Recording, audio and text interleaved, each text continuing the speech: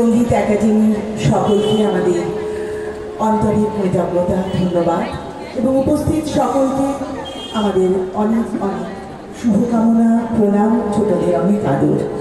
আজ আমাদের নিবেদন গীতিকাব্য আলেখ্য প্রণমী তোমায় কবি। জীবনের অন্ধকারাচ্ছন্ন অধ্যায়ে দিশেহারা আমাদের আলোর ঠিকানায় পৌঁছে দিতে যুগ যুগ ধরে ঈশ্বর প্রেরিত দূত মহামানবের দেশে আসে। অন্ধকার পথের যাত্রীকে আলোর দিব্য দৃষ্টি দান করেন তারা। আজ স্মরণ করব তেমনই দুই প্রণম্য ব্যক্তিত্বকে। তারা আমাদের রবি কবি ও কাজী নজরুল। তারা জীবন পথের দিশারি। তাদের সৃজন, চেতনা, বোধ, দেশপ্রেম এবং আধ্যাত্মিক অনুভব আমাদের মন এবং মননকে এক অনন্য উচ্চতায় পৌঁছে দেয়। দেখেছি তোমার নামে সবার প্রথমে শ্রাবণে ধানের শীষে দুধটুকু জমে, তোমারই তো নামে বৈশাখে আখের খেতে যত মধু নামে, প্রভুর হাজার হারে হাওয়া দেয় ডাক, কোথায় মাটির স্বপ্নে শিরিভূত 25শে বৈশাখ, কোথায় আকাশে বাজে সোনার সড়ক 25শে বৈশাখী ভোর, গলে হয় গিনি সোনারও আকাশেই বরুণে দূর স্ফটিক ফেলায় ছড়ানো তোমার প্রিয় নাম, তোমার পায়ের পাতা সবখানে পাতা, কোনখানে রাখবো প্রণাম। আমার জীবন পাত্র উচ্ছলিয়া মাধুরী করেছ দান, তুমি জানো না, তুমি জানো না, তুমি জানো না, তার মূল্যের পরিমাণ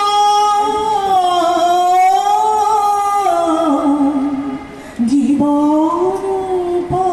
তিনি গুরুদেব, তিনি কবি, তিনি বিশ্বকবি, তিনি রবীন্দ্রনাথ। যে মানুষটা আমাদের শৈশব থেকে অনন্ত যাত্রার প্রাক মুহূর্ত অবধি আমাদের পথ দেখান, যার সৃষ্টির মহাবৃক্ষে আমরা নির্বাধি, তিনি কোথায় আশ্রয় খুঁজে ফেরেন? এ প্রশ্ন প্রতিধ্বনিত হয় শ্রীজাতর লেখায়। জঙ্গল বুকে ঝাঁপায় এসে উঠার সত্যিকে সব মিথ্যে বলে ডাকে, হঠাৎ যখন হাত ছাড়ে বন্ধুতা বাধ্য হয়ে স্মরণ করি তাকে, সন্ধ্যে পাখি আকাশ জুড়ে দেখা যাই রকম ফিরেও আসে সে, রবি ঠাকুর দাঁড়িয়ে থাকে একা, তার তো কোনো রবীন্দ্রনাথ নেই। 1338 বঙ্গাব্দের আশ্বিনে প্রথম প্রকাশিত হয় কবির গীতবিতান। জীবনের সুখ দুঃখ চাওয়া পাওয়ার কথা এত সহজভাবে যেন আর কোথাও বলা নেই। বৃষ্টি পড়লে গীতবিতান, কাঠ ফাটা রোদে কবির গান, বিরহে প্রেমে তারই গান, শীতের চাদরে হেমন্তের আদরে বসন্তের সুখে সঙ্গে শুধুই গীতবিতান। এ বই যেন রবি কবি আর আমাদের মাঝে এক সেতু পথ। গভীর রাতে মনের ভিতর জাগলো যখন হঠাৎ গান, বইয়ের তাকে ঘুম ভাঙালো একলা একটা গীতবিতান।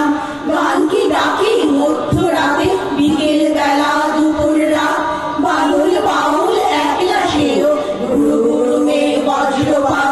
সেসব গানের প্রশ্ন থাকে বর্ষা কেন বসন্তে, ফাগুন হাওয়া চৈত্রে পাওয়া অগ্নিবাণার হেমন্তে, তুমি যখন দূর দেশে যাও একলা নিয়ে সংসার, শুকিয়ে যাওয়া জীবন জোড়ায় গীতবিতান আর কে আর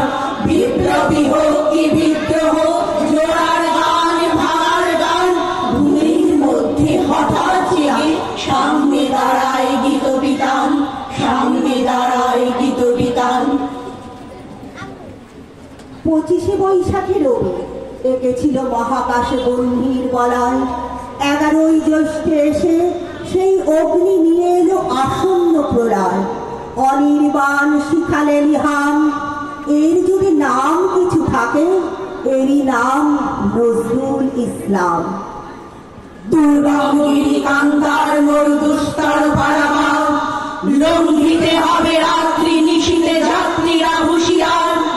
ভুলিতেছে তরি ভুলিতেছে জল ভুলিতেছে মাঝি পথ, ছিঁড়ি আছে পাল কে ধরিতে হাল আছে কার হিম্মত। কে আছে জোয়ান হও আগুয়ান হাঁকিছে ভবিষ্যৎ, এ তুফান বাড়ি দিতে হবে বাড়ি দিতে হবে অধিকার। দিনের রাত্রি মাতৃমন্ত্রী শান্তিরা সাবধান, যুগ যুগান্ত সঞ্চিত ব্যথা বসিয়াছে অভিযান। ফেরাইয়া ওঠে বঞ্চিত বুকে পুঞ্জিত অভিমান, ইহাদের পথে নিতে হবে সাথে দিতে হবে অধিকার। হাসির মঞ্চে গিয়ে গেল যারা জীবনের জয়গান, আসি অলক্ষ্যে দাঁড়াইছে তারা দিবে কোন বলিদান। আজি পরীক্ষা জাতির অথবা জাতের গরিবে ত্রাণ, দুলিতেছে তরি ফুলিতেছে জল কান্ডারি হুঁশিয়ার। কান্ডারি হুঁশিয়ার, কান্ডারি হুঁশিয়ার। তিনি অনির্বাণ, তিনি প্রতিবাদী, তার কবিতায় ঝড়ের গর্জন, তার কলমে আগুনের উত্তাপ। তিনি আমাদের বিদ্রোহী কবি কাজী নজরুল। জয় মহাকাল মুচ্ছা যায় প্রবল ত্বকের ঘুর জাগায়। জয় মহাকাল মুচ্ছা যায় প্রবল ত্বকের ঘুর জাগায়। জয় অতীত কৃষ্ণকায়, জয় অতীত রক্ত পায়। জয় মহাকাল মুচ্ছা যায় প্রবল ত্বকের ঘুর জাগায়। জয় মহাকাল মুচ্ছা যায় প্রবল ত্বকের ঘুর জাগায়। ঘরে প্রভ তারা পথ বিবল, কাল বলে আজ খায় রে গোল। আজ প্রভাত আনছে কার দূর পাহাড় চুল তাকায়। জয় কেতন উঠছে কার কিংসুকের ফুল শাখায়। ঘুরছে রথ রথ জাগায় রক্ত লাল পতাকায়। জয় তোরণ রসছে কার ওই উষার লাল আভায়। প্রবল ত্বকের ঘুর জাগায় প্রবল ত্বকের ঘুর জাগায়। জয় মহাকাল মুচ্ছা যায় প্রবল ত্বকের ঘুর জাগায়। গর্জে ঘোর ঝড় তুফান আয় কঠোর বর্তমান। আয় তরুণ আয় অরুণ আয় দারুণ দৈন্যতায়। ভয় কি আয় ওই মা অভয় হাত দাঁড়ায় রামধনুর লাল শাখায়। প্রবল ত্বকের ঘুর জাগায় প্রবল ত্বকের ঘুর জাগায়। জয় মহাকাল মুচ্ছা যায় প্রবল ত্বকের ঘুর জাগায়। বর্ষ সতী স্পন্ধে ওই নাচছে কাল থইতা থই। কই সে কই চক্রধর ওই মায়ায় খণ্ডকর। সব মায়ায় শিবছে যায় ছিন্ন কর ওই মায়ায়। প্রবল ত্বকের ঘুর জাগায় প্রবল ত্বকের ঘুর জাগায়। জয় মহাকাল মুচ্ছা যায় প্রবল ত্বকের ঘুর জাগায়। জয় মহাকাল মুচ্ছা যায় প্রবল ত্বকের ঘুর জাগায়। 1914 মহাকাল প্রথম বিশ্বযুদ্ধের দাবানলি দাউ দাউ করে জ্বলছে তখন গোটা বিশ্ব। এই আগুন ঝরা সময়ে ভারতীয় সেনাবাহিনীর তেজদীপ্ত সৈনিক কাজী নজরুল মাত্র 19 বছর বয়সে লিখলেন কালজয়ী আত্মজাগরণের কবিতা। বলবীর বল উন্নত মম শির, শির নেহারি আমারই নত শির ওই শিখর হিমাদ্রির। বলবীর বল মহাবিশ্বের মহাকাশ ভারী, চন্দ্র সূর্য গ্রহ তারা ছাড়ি। ভুলক ধুলক গোলক ভেদিয়া ঘোড়ার আসন আরশ ছেদিয়া। উঠিয়াছে চির বিস্ময় আমি বিশ্ব বিধাত্রী। মমললাটি রুদ্র ভগবান জয়রাজ রাজ ঠিকা। দীপ্ত জয়শ্রীর বলবীর আমি চির উন্নত শির। 1930 সালের 7ই মে কবির প্রাণাধিক প্রিয় পুত্র বুলবুল ওরফে অরিন্দম খালেদের মৃত্যু শোকে কবির জীবন তখন বেদনার মহা উপাখ্যান। ভগ্ন হৃদয় কবি শোক অতিক্রম করতেন, কলমের আশ্রয় করলেন। পাখি মোর আয় ফিরি আয় ফিরি আয় তুই না হিরিয়া কালি ফুল অকালি ঝুরিয়া কবির শূন্যতা বোধ, কান্না, হাহাকার, প্রিয়জনকে ফিরে পাবার ব্যাকুলতা গানের প্রতিটি ছত্রে প্রতিধ্বনিত। ছোটবেলায় আদর করে মা বাবা কবির নাম রেখেছিলেন দুঃখু মিয়া। কবি সারা জীবনের দুঃখ, ব্যথা, সীমাহীন কষ্ট যেন মনে করিয়ে দেয় তার এই নামকরণের সার্থকতা। কবির বিদ্রোহী মূর্তির আড়ালে লুকিয়ে আছে এক অভিমানী মন, এক প্রেমিক সত্তা। প্রেম তার জীবনে এসেছে বারংবার, আবার সেই ব্যর্থ প্রেমের যন্ত্রণায় বারবার কাতর হয়েছেন কবি। তার সেই ঋজু ব্যক্তিত্বের আড়ালে লুকিয়ে থাকা প্রেমিক মনের খোঁজ নিয়ে আমরা। বন্ধু কাজী মোতাহার হোসেনকে লেখা এই চিঠিটি যেন তার ব্যর্থ প্রেমের কবিতা স্বরূপ। চিঠির এক জায়গায় তিনি লিখেছেন, আমার জীবনের সবচেয়ে করুণ পাতাটি তোমার কাছে জমা রেখে গেলাম মোতাহার। আকাশের সবচেয়ে দূরের যে তারাটির দীপ্তি চোখের জলকণার মতো ঝিলমিল করবে, মনে করো সেই তারাটি আমি। আমার নামেই তার নামকরণ করো কেমন? মৃত্যু এত করে মনে করছি কেন জানো? ওকে আজ আমার সবচেয়ে সুন্দর বলে মনে হচ্ছে। মনে হচ্ছে জীবনে যে আমায় ফিরিয়ে দিলে, মরণে সে আমায় বরণ করে নেবে। আবার এক জায়গায় লিখেছে, বন্ধু কফোটা রক্ত দিয়ে এক ফোঁটা চোখের জল হয়। তোমাদের বিজ্ঞান বলতে পারে যেদিন আমি ওই দূরের তারার দেশে চলে যাব, সেদিন তাকে বলো এই চিঠি দেখিয়ে সে যেন দুফোঁটা অশ্রু তর্পণ দেয় আমার নামে। হয়তো আমি সেদিন খুশিতে উল্কাপুল হয়ে তার নতুন খোঁপায় ছড়ে পড়ব। তাকে বলো বন্ধু, তার কাছে আমার আর চাওয়ার কিছুই নেই। আমি পেয়েছি, তাকে পেয়েছি। আমার বুকের রক্তে, আমার চোখের জলে আমি যেন শুনতে পাই সে আমার সর্বান্তঃকরণে ক্ষমা করেছে। তার কিছু খবর দাও না কেন? নাকি সেটুকু মানা করেছে? ঠিক সময় মতো সে ওষুধ খায় তো? কেবলই কে স্বপ্ন দেখছি তার পাশে দাঁড়িয়ে ফ্যানি ব্রাউনের পাথরের মতো। যুগের পরে যুগ বয়ে যাবে ভেসে, ঝাপসা হবে ফ্রেমে বেঁধে রাখা ছবি। তবু সৃষ্টি অমরতা পাবি জানি, অক্ষয় হয়ে থাকবে নজরুল রবি। অক্ষয় হয়ে থাকবে নজরুল রবি। ধন্যবাদ।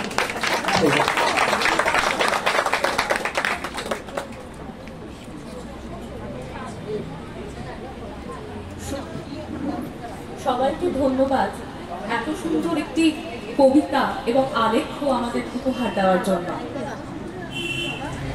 সাল 1926। সুমনা, কে কি রে বাবা, যাকে যাকে ফোন করছি সবার ফোন এনগেজ। তিনি বাড়িতে নেই, এই ফাঁকে ভাবলাম ফোনগুলো সেরে রাখি। এত করে কালকে ওনাকে বললাম তার 25শে বৈশাখ সল্ট লেক জুড়ে কত অনুষ্ঠান, চলো না একটাতে গিয়ে বসে পড়ি। না, তা হবে না। উনি নাকি ওই এক লেখা রবীন্দ্রনাথের এক গান ঘ্যান ঘ্যানানি শুনতে পারবেন না, বোঝো না, ভালো লাগে না। দেখি আরেকবার শুক্লাকে ফোন করে দেখি। হ্যালো হ্যালো, আরে হ্যালো, হ্যাঁ, বাপরে বাপরে বাপ, কার সঙ্গে এতক্ষণ ধরে কথা বলছিলিস রে? মেয়ের সঙ্গে? সরি রে, সরি, ভেরি সরি।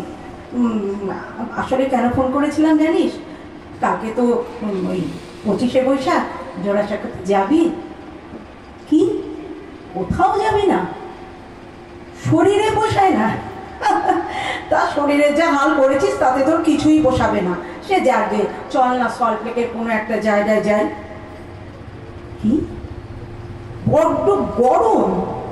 আরে আমারই ভুল হয়েছে, আমার বোঝা উচিত ছিল ওই বৈশাখ মাসে ঝুরঝুর করে হিমেল হাওয়া বইবে, তারপরে ঝুরঝুর করে তোর সমস্ত কিছু পড়বে, ঠান্ডা লাগবে, তবে তোকে বলা উচিত ছিল।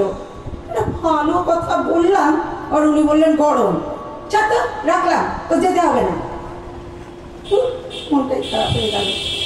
আমার ওই মঞ্চের সামনে বসে সরাসরি রবীন্দ্র জয়ন্তী না দেখলে ভাল লাগে না, যতই সে টিভিতে লাইভ দেখাক জোড়াসাঁকো থেকে। আমাদের ছোটবেলায় টিভি ছিল না, রেডিওতে আমরা সব শুনতাম। তাছাড়া ভাড়ায় করে তখন কত ফাংশন হতো, সেখানে নাচতাম, গান গাইতাম, কবিতা বলতাম। বড় হয়েও কত ফাংশন দেখেছি, করেছি। এখন তো আর সেসবের কোনো বালাই নেই। আমাদের বাড়ির উল্টো দিকের বাড়িটাতে গীতবিতানের একটা ব্রাঞ্চ ছিল। ইচ্ছে করেই ওই ফুটপাত দিয়ে বারবার হাঁটাহাঁটি করতাম, আর ভেতর থেকে গান শুনতে পেতাম। কমলা বসু গান শেখাতেন। ভাবতাম আমি কি কোনোদিন শিখতে পারবো না একটু গান। একদিন বাবাকে গিয়ে বললাম, বাবা জানো ওখানে কমলা বসু গান শেখান, আমি শিখবো। বাবা তো শুনে খুব খুশি। ব্যাস, পরদিনই ভর্তি হয়ে গেলাম। শিখেছি কতটুকু জানি না, সুরে বেসরে আপন মনে গান গাই।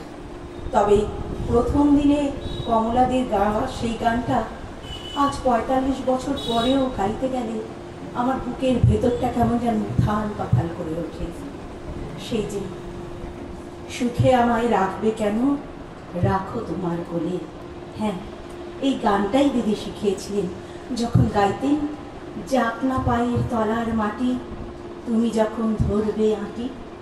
কি অসম্ভব আকুতি নিয়ে গাইতেন, যেন ভগবানকে বলছেন, ঠাকুর যখন আমার চারপাশে আঁকড়ে ধরার মতো কিচ্ছু থাকবে না, তখন তুমি আমাকে তোমার বুকে আশ্রয় দিও।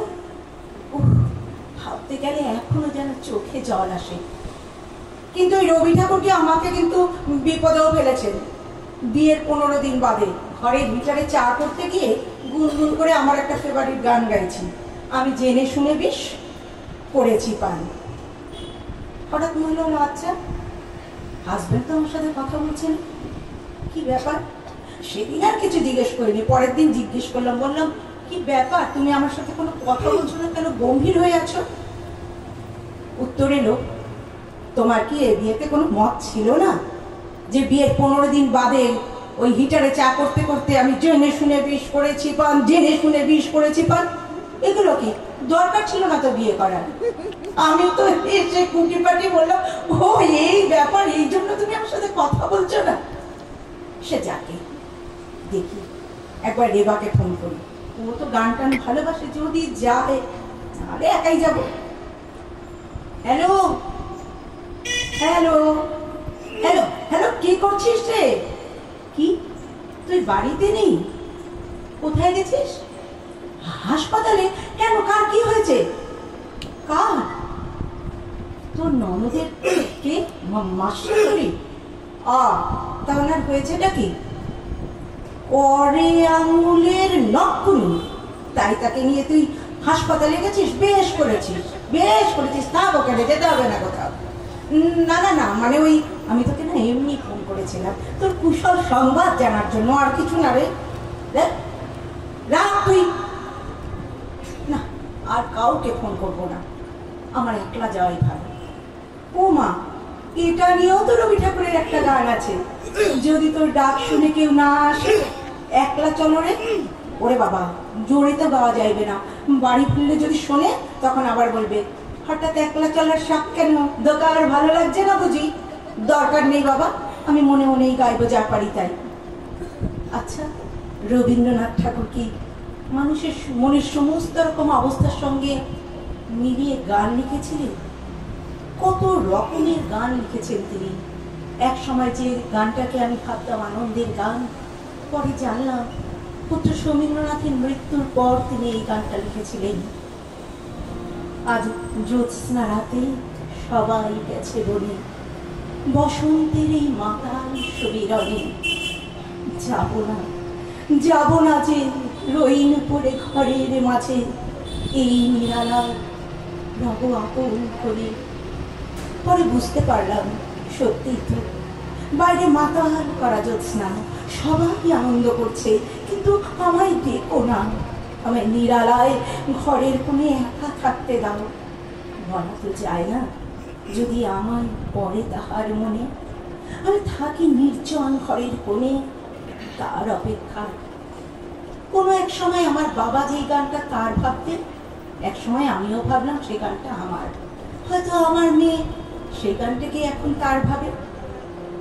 বাবা চলে যাওয়ার পর যখন আমার মনটা ক্রমশ দুর্বল হয়ে যাচ্ছে, বাবাকে আর কোনো দিন দেখতে পাবো না বলে, হঠাৎ রেডিওতে শুনলাম, নয়ন তোমারে পাই না দেখিতে, রয়েছ নয়নে নয়নে। সত্যি তো আমার চোখের সামনে তুমি নেই বাবু, কিন্তু তোমাকে আমি যে সব সময় অন্তর দিয়ে দেখি। কে বলেছে তুমি আমার কাছে নেই? ছোটবেলায় পড়ায় কত ঋতুরঙ্গ হতো, আমরা গাইতাম, নাচ করতাম, কবিতা বলতাম, কত ঋতুর গান, কত খুশির গান। যার হাত দিয়ে বেরিয়েছে সেই লোক এই বেদনার গান লিখে কি করে? আমার প্রাণের পরে চলে গেল কি বসন্তের বাতাস টুকুর মতো। সে চলে গেল, বলে গেল না, সে কোথায় গেল, ফিরে এলো না। সে ঢেউয়ের মতো ভেসে গেছে, চাঁদের আলোর দেশে গেছে। জীবনের ওপারকে চাঁদের আলোর দেশ বলতে রবি কবি বোধহয় একমাত্র পারেন। আমার মা যখন সবাইকে কাঁদিয়ে ওই চাঁদের দেশে চলে গিয়েছিলেন, রবি কবির এই কথাগুলোই যেন আমি বারে বারে আউড়ে গেছি। সে ঢেউয়ের মতো ভেসে গেছে, চাঁদের আলোর দেশে গেছে, যেখান দিয়ে হেসে গেছে হাসি তার রেখে গেছে। মনে মনে মাকে বলেছি, থাকো মা তুমি চাঁদের আলোর গায়ে মেখে, চাঁদের দেশে ঘুরে বেড়াও হাসি মুখে। যা, অকারণে মনটা খারাপ করে ফেললাম। রবীন্দ্রনাথ যদি সামনে থাকতেন তাহলে চুপি চুপি বলতাম, আমার বাবা মা তোমাকে ছুঁয়েছেন, আমি তোমাকে মনে মনে ছুঁয়েছি, আর আমার মেয়েও তাই। এখন আমার 14 বছরের নাতিও বিদেশ থেকে তার মায়ের সঙ্গে গলা মিলিয়ে গান করে। যে গানটা কতটুকু সুরে মেখে শিখাতে পেরেছি জানি না, সেই গান। আমি পথ ভোলা এক পথিক এসেছি, আমি পথ ভোলা এক পথিক এসেছি। সন্ধ্যা বেলা চামেলি গো, সকাল বেলার মল্লিকা, আমার চেনো কি? আমি পথ ভোলা এক পথিক এসেছি। ছোট্ট সোনার গলায় যখন এই গানটা আমি শুনতে পাই, তখন সত্যি বলছি, গর্বে, অহংকারে, আনন্দে, ভালোবাসায় আমার বুকের ভেতর উথাল পাথাল করে ওঠে। আমি পেরেছি ঠাকুর, আমার ওই ছোট্ট পথ ভোলা পথিককে আমি তোমাকে ছোঁয়াতে পেরেছি, ছোঁয়াতে পেরেছি, ছোঁয়াতে পেরেছি।